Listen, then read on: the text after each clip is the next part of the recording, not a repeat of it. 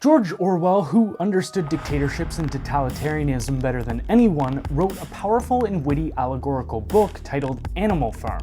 In this book, Orwell brilliantly lays out how idealistic revolutions which aim to solve oppression are often a cure that is worse than the disease. Animal Farm begins on Manor Farm, where the animals are mistreated by their human owner, Mr. Jones.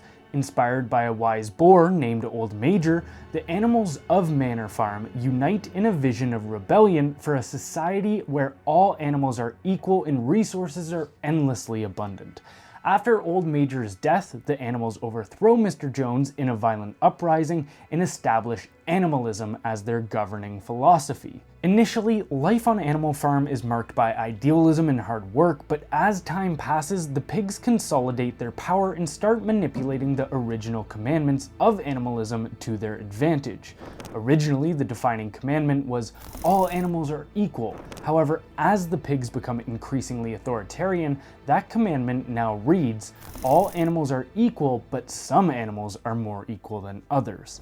The novel ends with the famous line, the creatures outside looked from pig to man and from man to pig and from pig to man again, but already it was impossible to say which was which. This illuminates how those who position themselves as the liberators to tyranny more often than not become tyrants themselves. Friedrich Nietzsche once said, beware that when fighting monsters, you yourself do not become a monster. And Orwell's Animal Farm masterfully depicts the process of turning into the monster you wish to slay. Over the course of this video, I'm going to break down Animal Farm in great detail, including how the story is an allegory for Marxist revolutions, the historical figures that the characters are modeled after, the weaponization of language manipulation, how tyrants use fear-inducing propaganda as a means of control, the cyclical nature of history, and the lessons we can learn from this novel. However, if before we dive in, you wouldn't mind tossing a thumbs up on this video and subscribing to my channel, that would be great.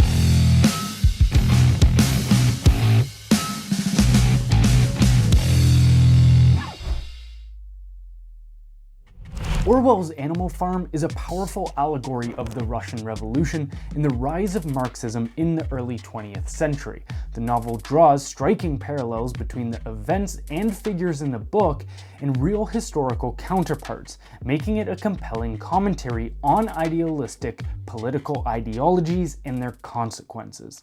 In the novel, Manor Farm represents Russia under the rule of monarchs. The animals' rebellion against the oppressive human owner, Mr. Jones, mirrors the revolution of 1917, which led to the downfall of the Russian monarchy. The speech given by Old Major, the wise old boar who inspires the rebellion, is meant to symbolize socialist theory and idealism. Old Major introduces animalism, which represents the principles of communism, advocating for equality in the overthrow of the ruling class.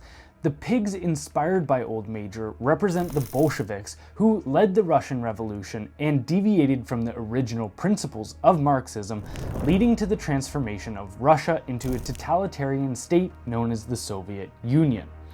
While some may argue that power corrupted the Bolsheviks and caused them to stray away from their originally well-intentioned aims of equality, a quote from Orwell's most famous novel, 1984, illustrates what he believed to be the true intentions of Marxist revolutionaries.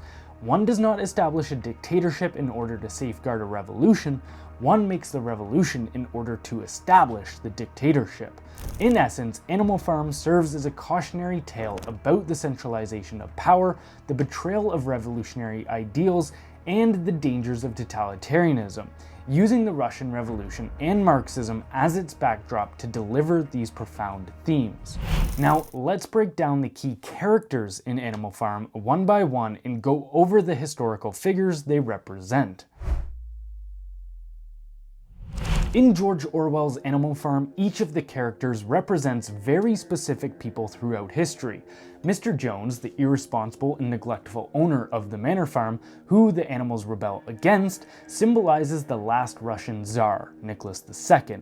Mr. Jones's poor management and cruelty of the animals parallel the oppressive and incompetent rule of the Russian monarchy. Old Major, the elderly boar who inspires the animals' rebellion, is a representation of Karl Marx. In his speech, Old Major passionately declares, "Man is the only creature that consumes without producing, yet he is lord of all the animals. He sets them to work, he gives back to them the bare minimum that will prevent them from starving, and the rest he keeps for himself."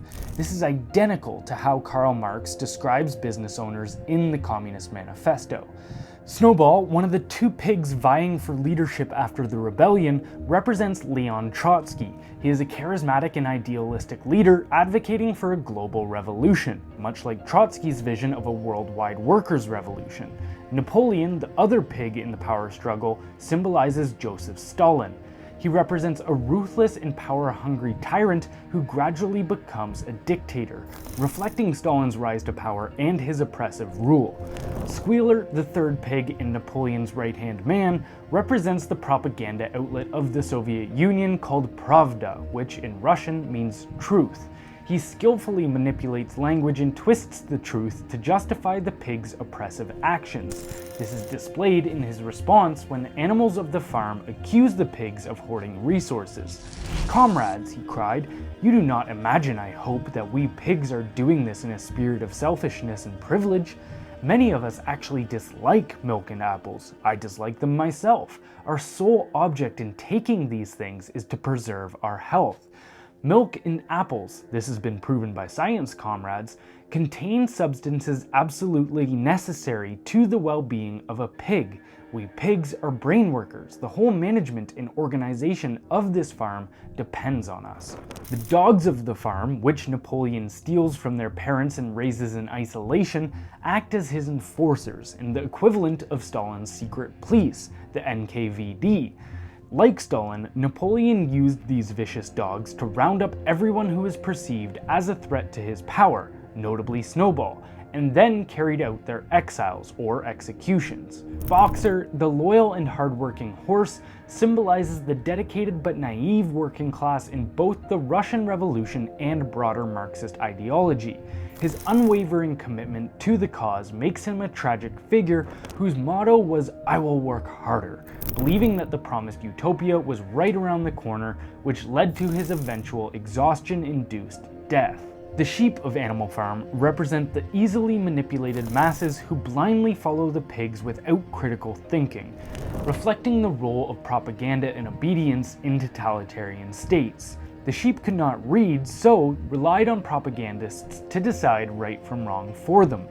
They had nothing to say except for slogans fed to them by the regime, mainly 4 legs good, 2 legs bad. This is analogous to people who use slogans in place of genuine thought, such as "Make America Great Again," "Black Lives Matter," "All Lives Matter," "My Body, My Choice," "Back to Blue," and "Free Palestine." All of these slogans do very little other than display what ideological team the sheep of our society are on. Lastly, Benjamin, the donkey on the farm, who is wise but deeply cynical, only says things like, "Donkeys live a long time." He represents those with an understanding of history and are able to look past their immediate circumstances. Because of this, Benjamin feels doomed to watch society make the same mistakes as the past and becomes disillusioned and apathetic to the state of things. Now that we've established the characters and who they portray, let's dive into how the regime of Animal Farm used language manipulation as a form of psychological warfare. In George Orwell's Animal Farm, language manipulation plays a central role in the pig's consolidation of power and the distortion of the original ideals of animalism. One of my favorite quotes from the novel is, "This work was strictly voluntary, but any animal who absented himself from it would have his rations reduced by half," which is eerily reminiscent of a time where we were told that taking an experimental medication was voluntary, but anyone who doesn't get it will lose their job and be unable to access certain public spaces and services. In the novel, the pigs, led by Napoleon and Squealer, skillfully and deceptively alter the original 7 commandments to suit their evolving needs and justify their actions. This manipulation reflects the pigs' hypocrisy and double standards. For instance, one of the original commandments stated no animal shall sleep in a bed, but after getting caught enjoying the luxuries they once deemed evil, the pigs alter it to no animal shall sleep in a bed with sheets. After getting caught drinking, the pigs changed the commandment from no animal shall drink alcohol to no animal shall drink alcohol to excess. When Napoleon the dictator needed to rid the farm of all dissenters, he changed the commandment no animal shall kill any other animal to no animal shall kill any other animal without cause. Another significant alteration involves the commandment all animals are equal. As the pigs grow more corrupt and privileged, they add the phrase but some animals are more equal than others. The manipulation of language and commandments demonstrates how those in power can use propaganda to rewrite history and control the narrative.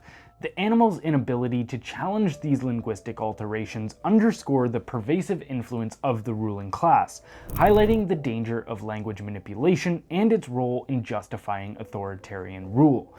Now, let's dive into how the pigs used propaganda-induced fear in order to maintain control over the citizens of Animal Farm. In George Orwell's Animal Farm, fear propaganda is a potent tool used by the pigs, particularly Napoleon, to control the animals on the farm and maintain their authoritarian rule. This fear propaganda is instrumental in suppressing dissent and maintaining loyalty to the regime. Public executions are a stark example of this fear propaganda. The pigs make a spectacle of punishing those who are deemed disloyal or traitorous, even if their only crime is questioning the pigs' authority. The quote, "Surely, comrades, you don't want Jones back," is repeatedly used to instill fear, reminding the animals of their past suffering under Mr. Jones and suggesting that any dissent might lead to his return. You see this frequently when politicians make sure the populace is utterly terrified of the boogeyman that they've created, which allows them to get away with anything, as they've created the illusion that they are the lesser of two evils. The atmosphere of fear intensifies as the farm descends into a totalitarian regime. The quote, "They had come to a time when no one dared speak his mind, when fierce growling dogs roamed everywhere, and when you had to watch your comrades torn to pieces after confessing to shocking crimes." This exemplifies the terror that grips the animals. Fear is used to silence any opposition, fostering a climate of self-censorship and paranoia. Additionally, the concept of Napoleon is always right reinforces the idea that questioning their leadership is unacceptable. This psychological manipulation keeps the animals subservient and obedient despite the growing injustices on the farm. Fear propaganda is a central theme in the novel, illustrating how oppressive regimes use fear to maintain control, suppress dissent, and manipulate the minds of the population. Now, let's go over how those who don't understand history are doomed to repeat it and how Orwell depicts this in the novel. In George Orwell's Animal Farm, the theme of cyclical history is powerfully illustrated by the novel's ending, where the farm's condition after completing the Marxist revolution mirrors the initial state under Mr. Jones. This cyclical pattern underscores the idea that revolutions and political upheavals often lead to a repetition of the past. As the story concludes, the pigs become indistinguishable from the humans they initially rebelled against. They walk on two legs, wear clothes, and engage in trade with the human farmers, just as Mr. Jones did. This mirrors the beginning of the novel when the animals revolted against human tyranny. The sense of cyclical history is further heightened by the reinstallation of the name Manor Farm instead of Animal Farm, as if nothing had changed at all. The animals' disillusionment is palpable as they observe these developments. They come to realize that the promised utopia of equality and freedom has transformed into a new tyranny under the pigs. This disillusionment emphasizes the tragic failure of the revolution and the betrayal of the animals' trust by those in power. The novel serves as a stark reminder that those who overthrow oppressive regimes often end up becoming oppressors themselves. So what lessons can we take away from all of this? It's essential to think critically about the parallels between the story and real-world events. The tactics employed by the pigs on Animal Farm to control and manipulate the other animals serve as a stark reminder of the potential for abuse of power and the distortion of truth in political discourse. To gain a deeper understanding of these themes, definitely read or revisit Animal Farm. It's one of those books that every time you read, there's another layer revealed. I've read it upwards of 5 times myself and acquired a new perspective each time. The novel remains a thought-provoking and cautionary tale, inviting us to reflect on the consequences of unchecked authority and the impact of language manipulation on society. With all of this said, I'd love to hear from you in the comments below. Can you think of real-world examples where language manipulation and propaganda have been used to shape public perception and maintain political power? Also, while I enjoy making these videos, they are extremely time-consuming, so if you wouldn't mind subscribing to my channel and tossing a thumbs up on this video, I'd greatly appreciate that, and we'll see you on the next one.